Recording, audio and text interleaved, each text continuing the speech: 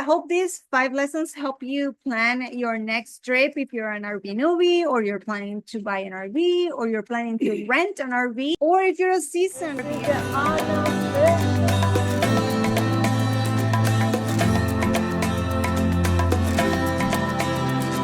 Look, Emma, look that.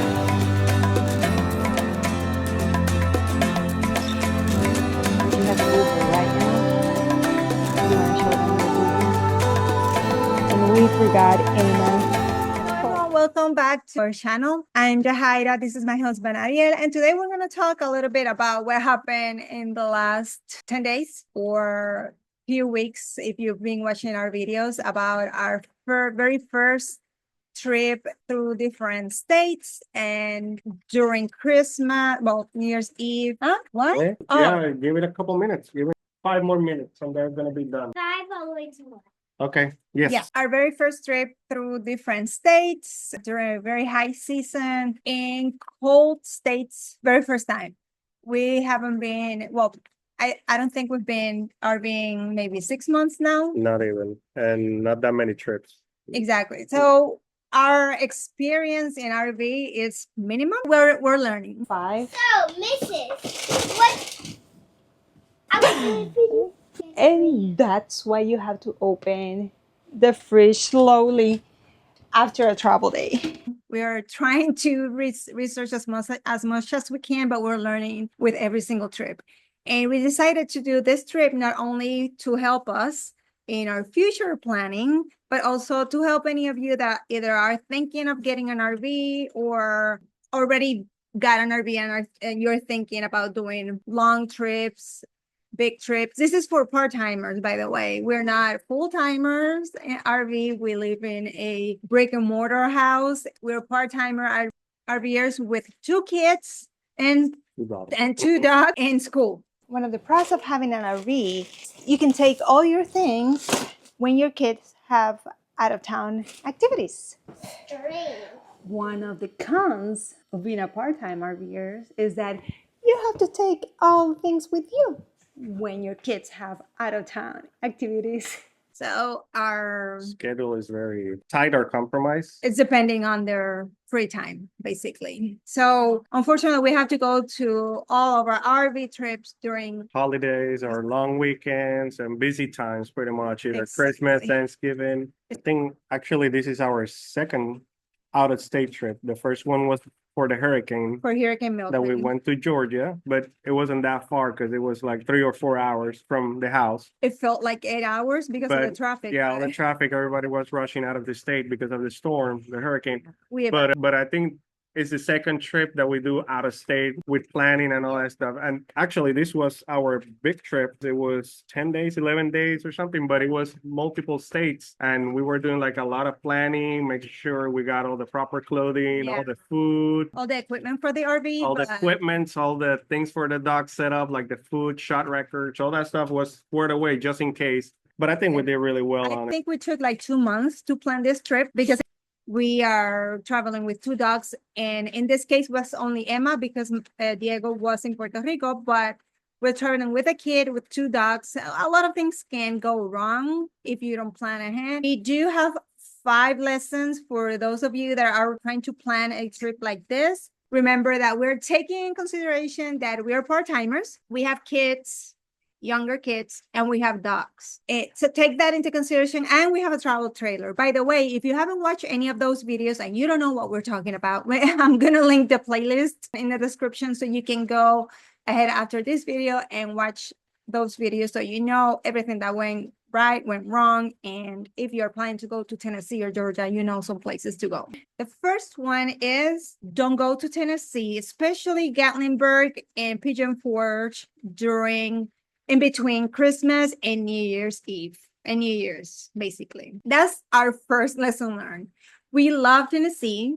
We are like, our dream is to buy land there eventually. So we decided what better way to get to know Tennessee a little bit better than spending Christmas and all that time in between and New Year's. Later that we know that the locals call that week in between Hell Week. And we're like, oh, whatever, we're on vacations, It's all right, no problems. We'll take it. we'll adapt, no rush. But we learned the hard way that that's why they call it Hell Week. And it was crowded. It was like for us in Florida, like going to Disney on spring break or during summer, that everything was packed and a lot of traffic. So more planning that we were not thinking. Like if you were planning go to Anarchistas or some of the local attractions there, like finding parking was a big issue, especially with a big truck Yeah, or something. truck, that was, So that was one of the biggest. And- Other thing was like to find somewhere to eat because by the time we were in traffic, finding a parking spot, walking because we find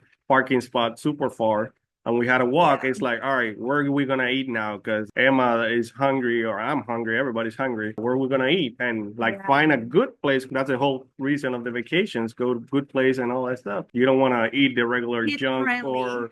or regular fast food or something or chain restaurant. You want to know the local stuff. It was hard to find as well something to eat or good restaurants or that Yeah. were not crowded and stuff. And then like you're traveling with small kids and it's crowded, it was like restrooms as well. Like once you finally find a parking, finally ate or something, all right, let's start walking, find nice attractions. Our young daughter is like, I gotta go pee, I gotta go potty. And it's like, where are we gonna find a restaurant, nice, decent restaurant for a child or a kid? So, and it's funny because we follow another channel in adventures out there.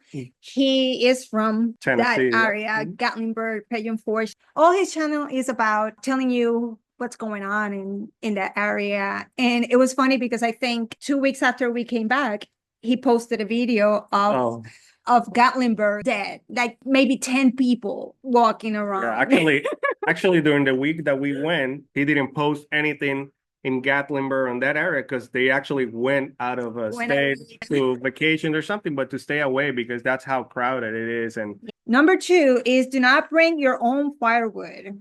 To the campgrounds. Yeah, to the campground. Don't bring your own firewood. Buy their firewood. I don't know what it is, or I don't know if we don't know what firewood to buy, but their wood, it will create fire. Ours, I don't know what Yeah, happened. I think I bought firewood from here locally.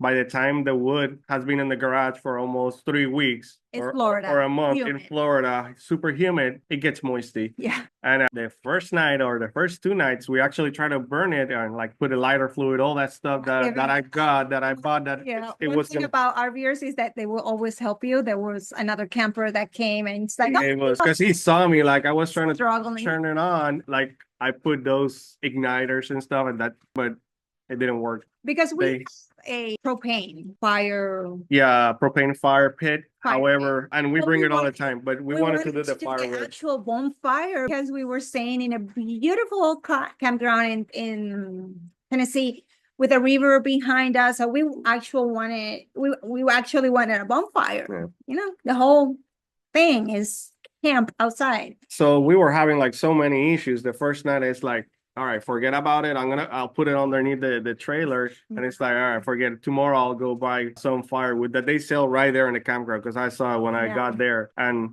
next day I just it bought it and it worked perfect. And the lady, she even told me, hey, pick from that stash over there because it's like the fresh one. And I'm like, all right. So I just followed the rules. And it's like, you know what? I didn't do it to save money or nothing.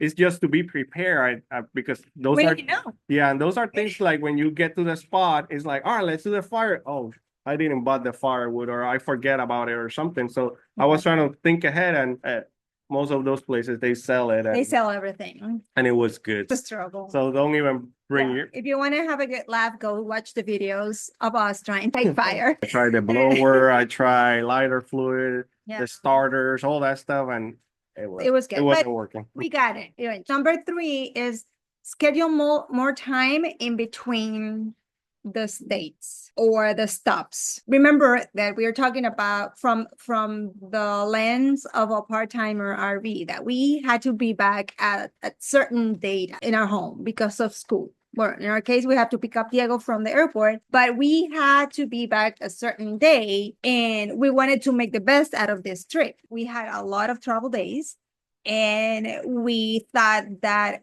4 hours travel time with a travel trailer, it was good. It was too much. Yeah, I think we were time constrained pretty much for the whole thing. Like we set up datelines for us, or it's like, all right, let's drive 4 hours. But when that drive didn't took 4 hours, took 6 hours because all the stops or traffic or something, you get Yeah. rushed, and then You get at night, you you get arrive at night at the you get super stressed out and stuff. And then by the time we got to Tennessee, you're already tired because Yeah. you've been like 2 days driving to get there for us. And then once we got there and you start enjoying the things, of it's the- like, oh no, it's like we're leaving tomorrow and we haven't finished all the bucket list that we got. It's like, you know what? Let's extend another day.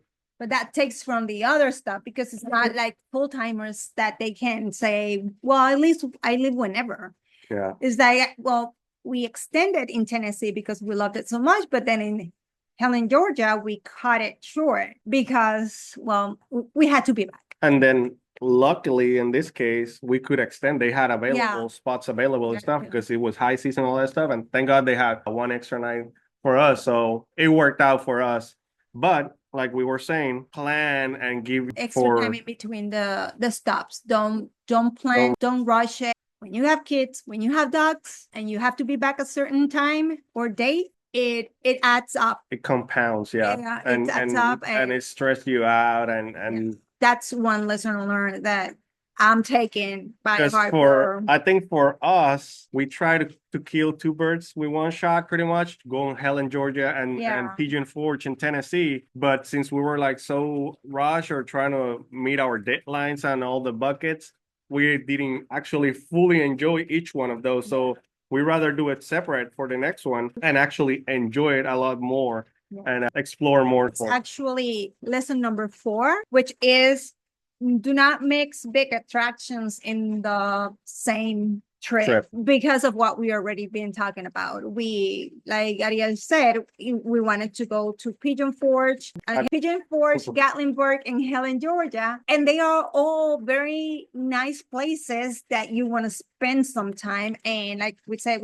we had 10, 11 days to go all that, and we live in Central Florida. So we had to drive a lot to get there and drive a lot to come back. So you say you have 10 days and it's not 10 days because you're driving a lot, especially when you live where we live. Don't, and I think I'm repeating myself, but since we're talking about this, only schedule one big attraction and actually enjoy that. Go take a day off and just rest and enjoy the campground because we didn't foresee that actually. Yeah. We didn't plan for that to enjoy the campground. And when we got there, we're like, we have to stay one day in this campground. It's amazing. And even for Emma, our daughter, or the attractions that the campground offer, we Yeah. couldn't enjoy them because you know what? We got to take an extra day. And that's the whole reason too. It's like, let's take an extra day. You wake up at the time that you want. We're gonna rest that day. She's gonna enjoy the actual campground, the playground. We went like to the river, throw rocks, and do all that stuff. But pretty much enjoy the attractions on the campground because the campground was really nice and It was amazing. it was really nice attractions and we were like early birds. Let's go out. Let's go to Gatlinburg. Let's go. But we were not actually enjoying the campground, so that's why you gotta put more time into your stays, pretty much. So. Yeah, and last but not least, number 5 lesson for this trip is to have, we kind of touched a little bit about this, shorter travel days and those campgrounds that you are gonna do an overnight stay, make sure you do the research properly. Yeah. So and let's talk about on my mission planning for the trip, we were going by likes or views or reviews of the campgrounds. And it was like, oh, let's stop at this state park. It's really nice and everything, all the attractions, they look great. So we were going by likes and reviews and we enjoy it. It was nice, but after driving long hours, 4 hours, but they compound and they make 6 and you're really tired. You get late there. Sometimes we got there at night and to back up parking, do all that stuff, get squared away. You learned that hard lesson on the second day, I think it was. We stopped at a KOA and they gave us like a pull-through parking, and that's when we noticed the difference. For the next trip, it's like, all right, since we're gonna go from point A to point B in the in-between stops, let's make it a pull-through. Stay connected to the truck so we didn't have to disconnect it. Some nights we didn't even have to connect the sewage or nothing. It was pretty much just connect the electricity and that's it. So it's a lot less planning for it. The next day was just to wake up, get some breakfast, and let's go And hit the let's go. road. So, We're right there, right next to the highway, which it doesn't add like 30 minutes because so Georgia. yeah, it make a great difference in that one. I call it a RV parking lot. Those overnight stays. The one that I loved the most of overnight stays was the very last one that we stayed. That was Georgia? Tifton, Georgia, I Yeah. think, but it was Tifton as well parking, but it was like a big parking right next to It's a parking 95. lot. It A was full- 95 or 75? 75. And it was great because we had everything around. Like they had like an Olive Garden, all the restaurants and stuff, but we didn't have to do nothing. Like it was a pull through. We just connect power and stay connected. And that was it. It was pretty much to rest. and open parking. So when it doesn't matter at what time you get there, you have visibility of your parking spot or other RVs.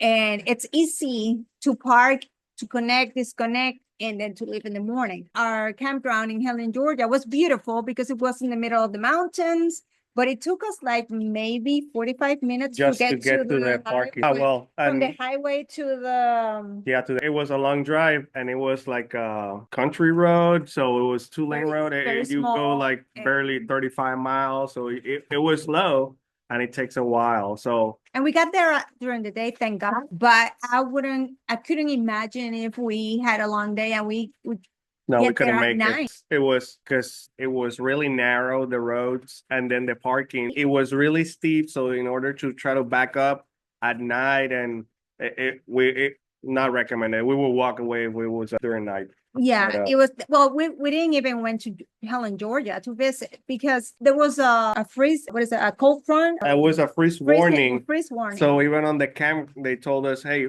fill up your fresh water. We didn't have dump sewage, but it was like, fill up your fresh water. Make sure you get all your stuff because we're gonna be on freeze tonight, so we're gonna stop having water and all that stuff. Yeah. And it was really cold, so that's why we didn't even go out. To get in and out of that campground, it was super dark. Yeah. So we decided to stay in the campground that night. And the difference is if it's an overnight parking, you don't want to spend a lot of money. And those overnight are very cheap, like $30 a night. Yeah, it was a And state the one in parking. Helen, Georgia was like $100 Yeah, a night. And you don't enjoy it actually.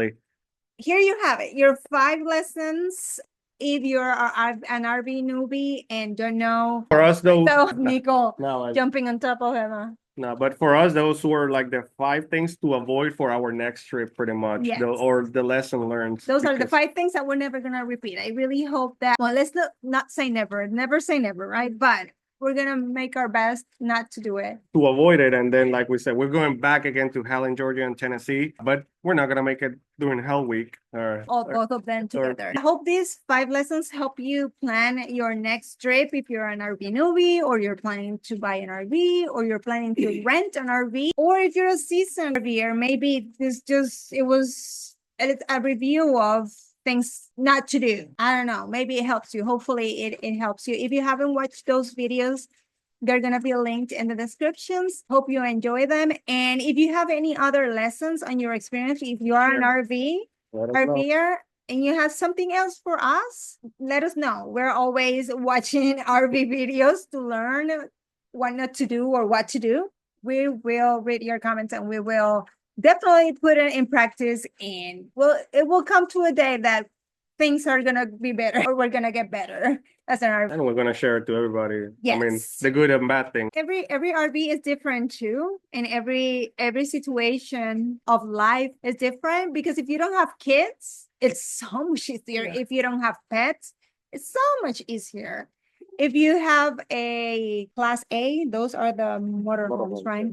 If you have a Class A, Emma, it's just perfect because you don't have to stop to go to the bathroom. If your kid it's to go to the bathroom. Every situation is different, every person is different, but we have a travel trailer. Our next video is our trip that we did during Martin Luther King weekend in January. We went back to St. Augustine because we did the same thing. We went to St. Augustine in Thanksgiving. It was hot, crowded. We couldn't even do a lot of things. The fort was closed. So we decided to go back And actually enjoy and it. actually enjoy. And With spend some time walking on 4 nights. for St. Augustine. Yeah.